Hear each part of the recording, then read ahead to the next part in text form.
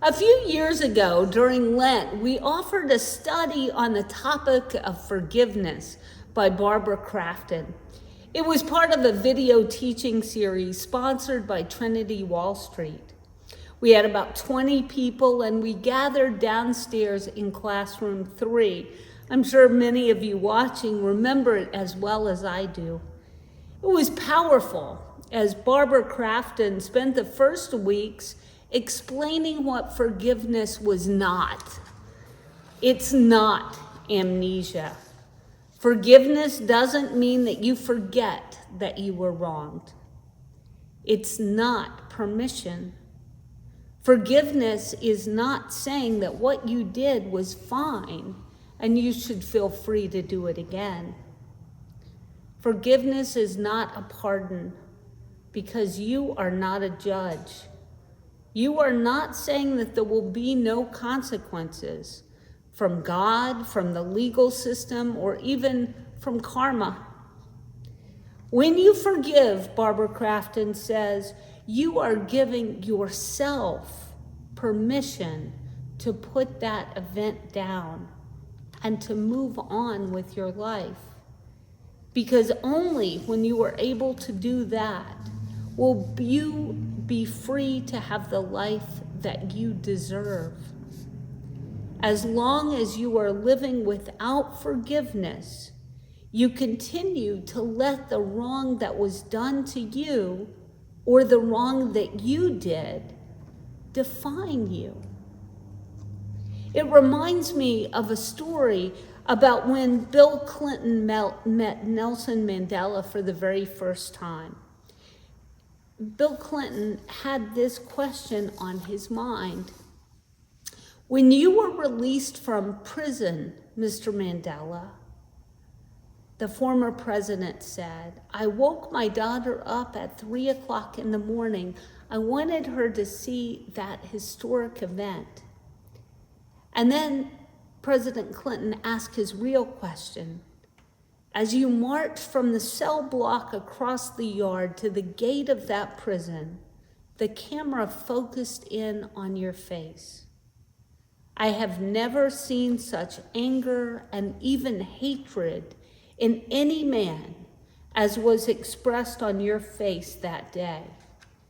It's not the Nelson Mandela I know today.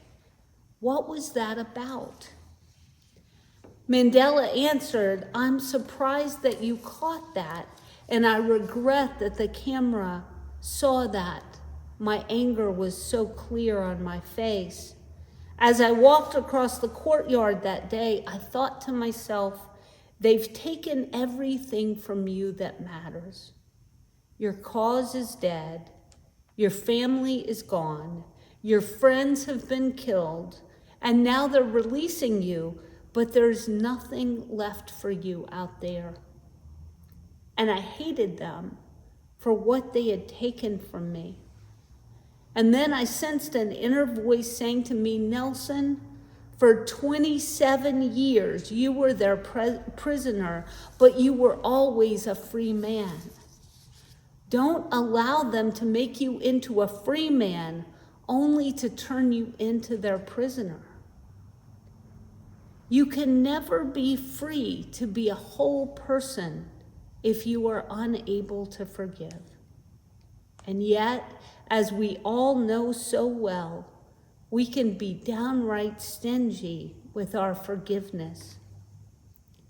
Stanley Saunders, who writes in Working Preacher, says, when Peter asked Jesus how many times he has to forgive a brother who sins repeatedly against him, as many as 7 times, Jesus explodes Peter's magnanimous offer, not 7 times, but 77 times. Jesus' number is not drawn from the air. It mirrors the boast of Cain's descendant Lamech in Genesis chapter 4. Who brags that the mortal vengeance he has extracted against a young man who hurt him far exceeds God's promise of 7-fold punishment against anyone who might kill Cain. Jesus is calling his community of disciples to participate in undoing the curse of Cain and Lamech that has kept their offspring trapped in spasms of envy, hatred, violence, and retribution across the generations to our very day. In other words, Jesus knows full well that human beings left to their own devices are capable of great anger, a profound desire for revenge, the need to get even.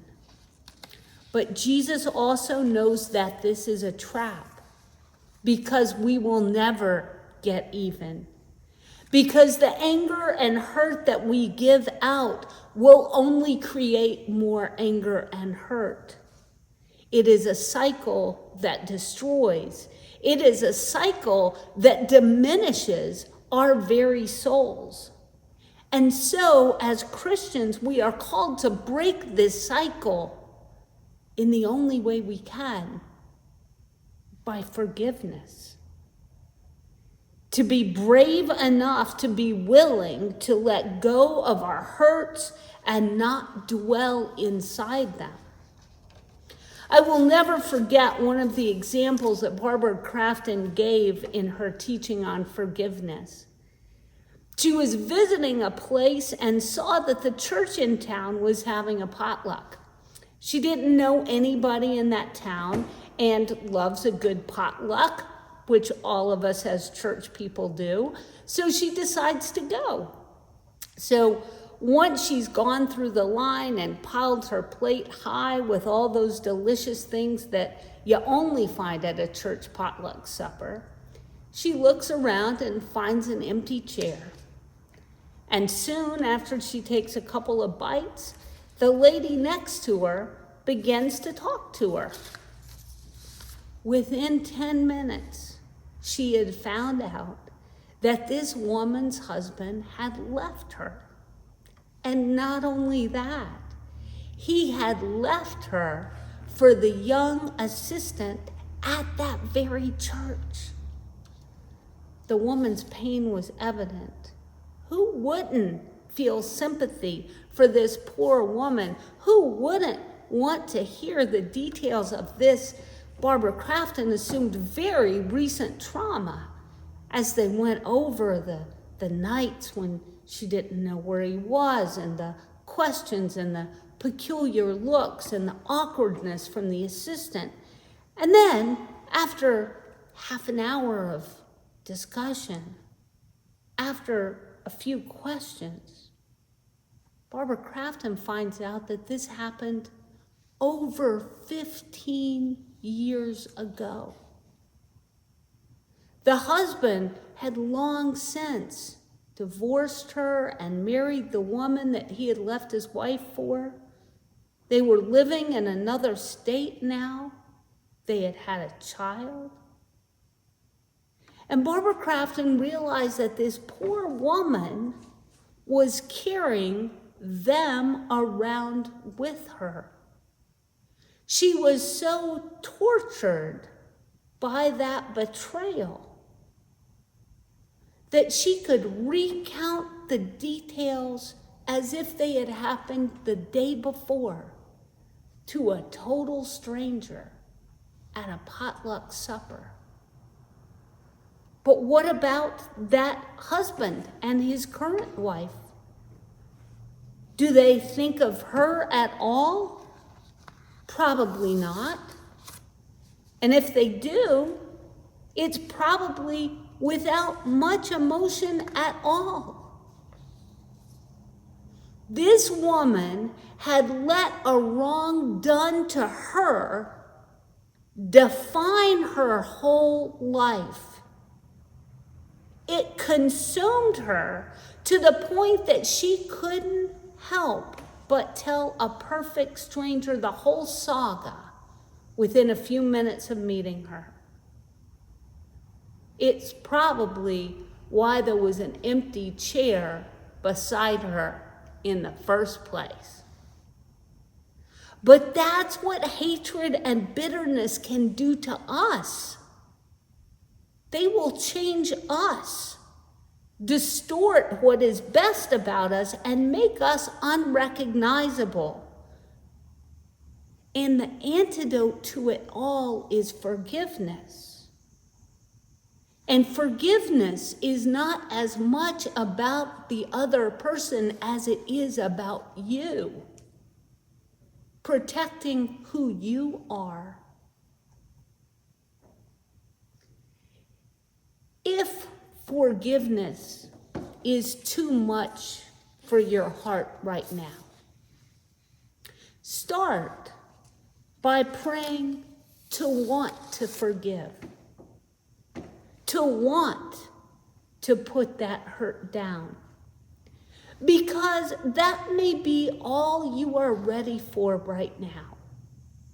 That might be all you can do. And that's okay, because it starts the process. So if all you can do right now is to pray to want to forgive, if all that you are capable of right now is saying, I wish I wanted to forgive, that's a beginning. And new beginnings, after all, are usually the only way that we begin to heal. The only way that God can begin doing a new thing in our heart and a new thing in our world is to begin, to start someplace. And that place, we have faith that God will lead us a little further down the road. Because after all, we believe in a God who created us to be our best, healthiest, most loving selves. And that is a good place to begin and a good prayer for us all. Amen.